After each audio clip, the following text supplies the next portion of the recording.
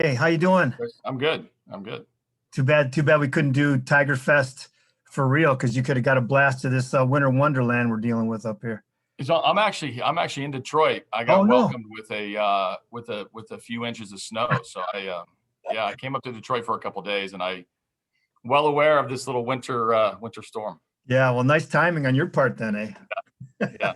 Opening Hey, day, how many days away? no kidding. Hey, just wondering about that. I mean, are you guys got everything planned for February 17th start? And how, I mean, how will that look in terms of logistics with the protocols and how you have to maybe stagger things? Yeah, so we're planning on getting started on time. I mean, that's all we know at this point. I know there's a lot of talk and buzz around a lot of possibilities. But from our perspective, we're ready to go, and we're starting to get the logistics. We don't really know what that looks like yet. There's some tentative plans, some intake testing. The use of our facility. I mean, it's all kind of fluid as we go. So, I mean, hopefully everybody gets in, gets healthy, gets the check, and we can have somewhat of a normal spring. Although it appears that it's going to be at least modified based on where the virus is now, and certainly where the league is gonna step in and make sure the protocols are followed.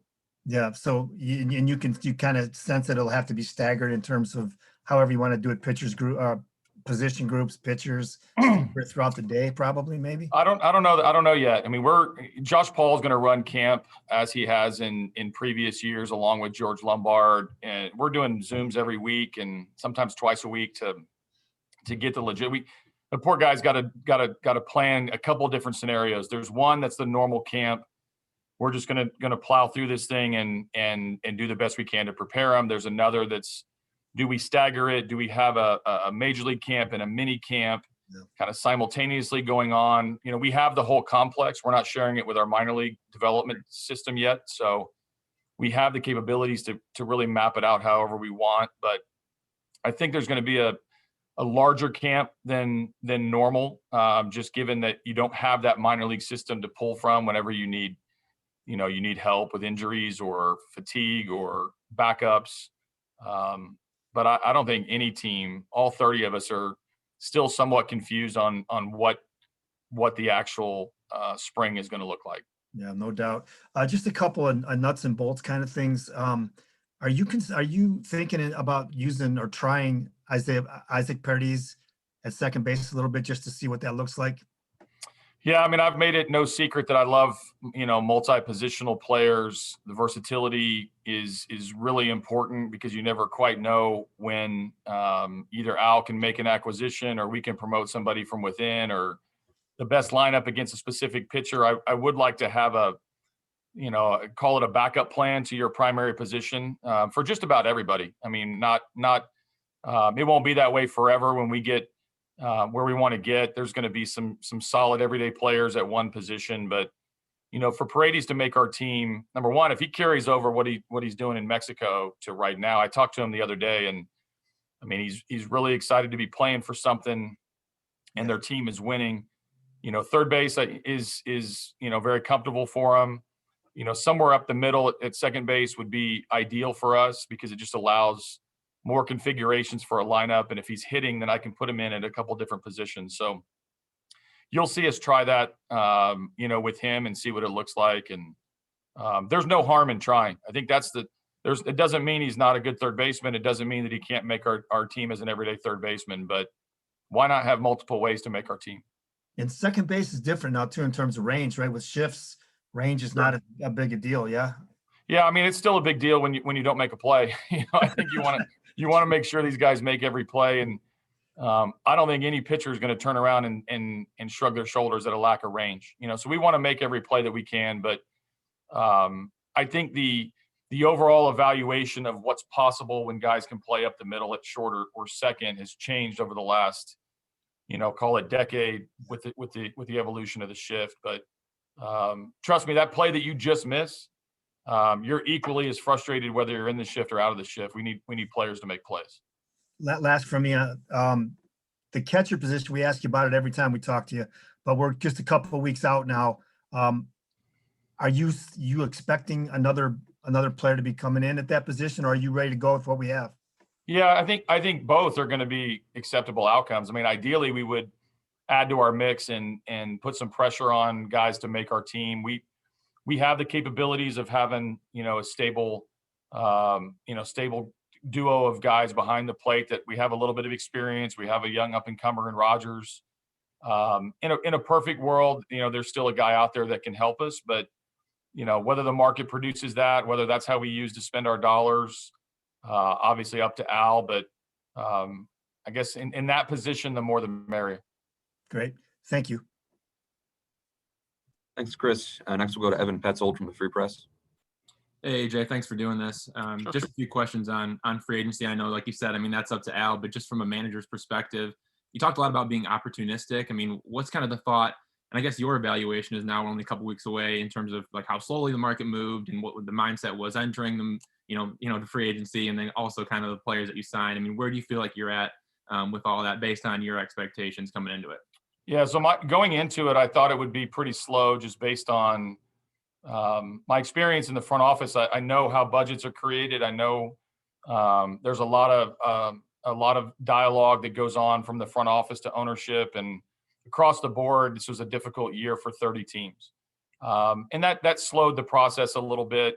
I think the players, there's a ton of players that can help a lot of teams, and I hope, not just the Tigers, but I hope all teams understand that there's some really good baseball players that are on the market that are have the availability to sign.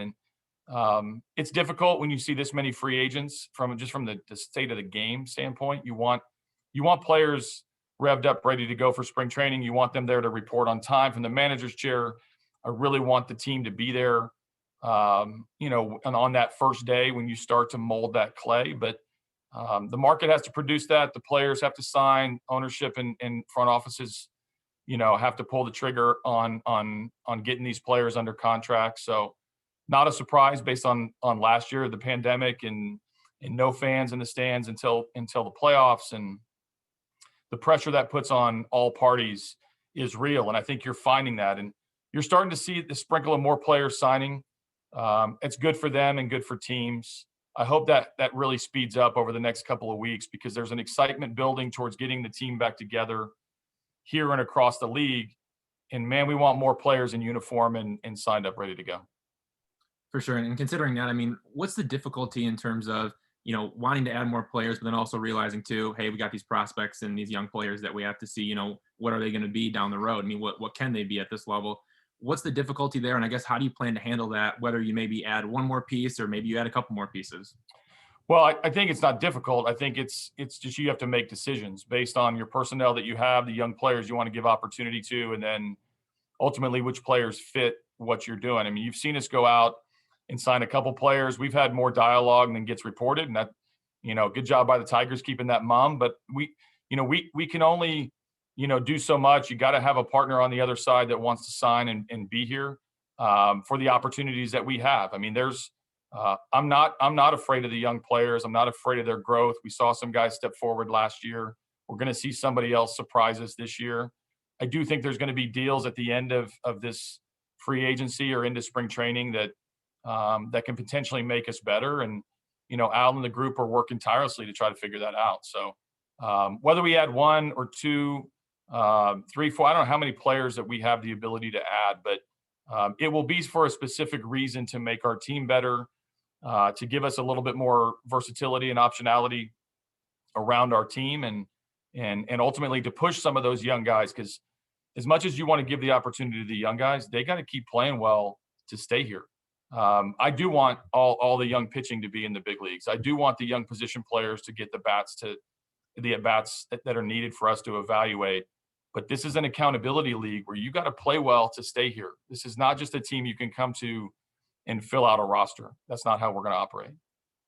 For sure. And I know you mentioned catcher. This last one for me, just, along with catcher, I mean, what are other positions, whether that comes to, hey, we want to add in the free agent market, or, there might be some position battles to try to iron some things out. Where do you kind of feel like there's open spots or positions of, I guess, need, if you want to consider it that?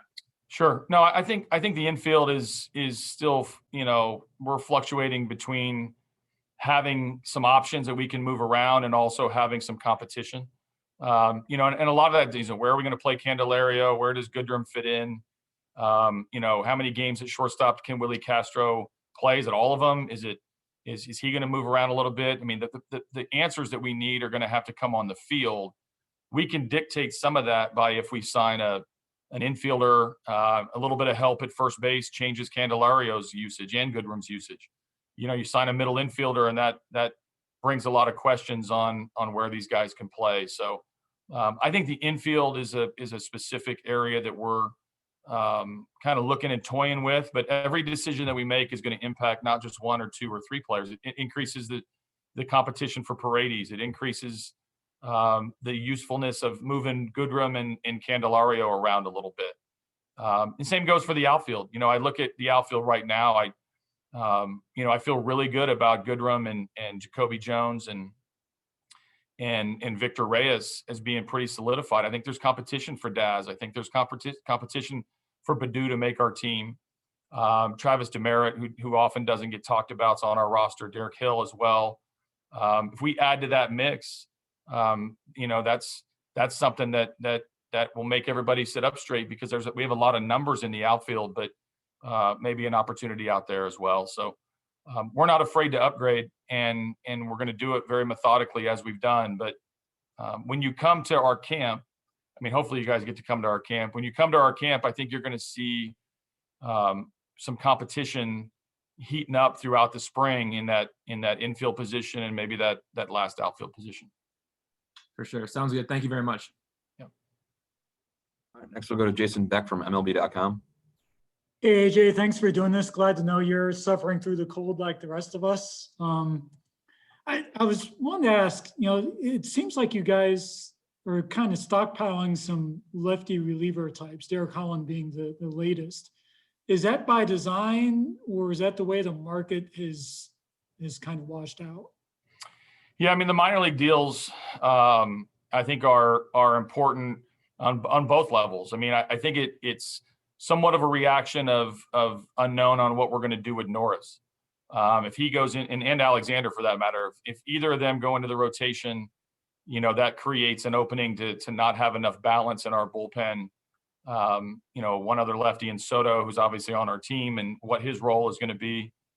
So there's a little bit of design in that. I think mostly it's, you know, that those minor league deals that you see are you know, we're giving opportunity to those guys to come into camp and see if they fit on our group. We're not trying to sign 5 or 6 lefties and avoid the right-handed side at all. But I think when you're looking and you're on the outside looking into our team, we have a pretty good group of guys that are already on our team in the bullpen. You know, there is a spot or two depending on how many pitchers we carry. That's attractive to these guys that are trying to find their niche in the game. I mean, Ian Kroll's trying to find his niche back in the game. Holland obviously has bounced around and done a lot of different things, starter and reliever. You know, he struck out a few guys last year, so his underlying numbers are a little bit better than perhaps his ERA or, you know, what you look at. So opportunity is driving that more from their side. You know, these guys have to be able to, you know, to get through innings, to maybe build their pitch count. I like the 30 to 45 pitch reliever as much as I like the versatility in the infield that we have. So that's more of a key attribute.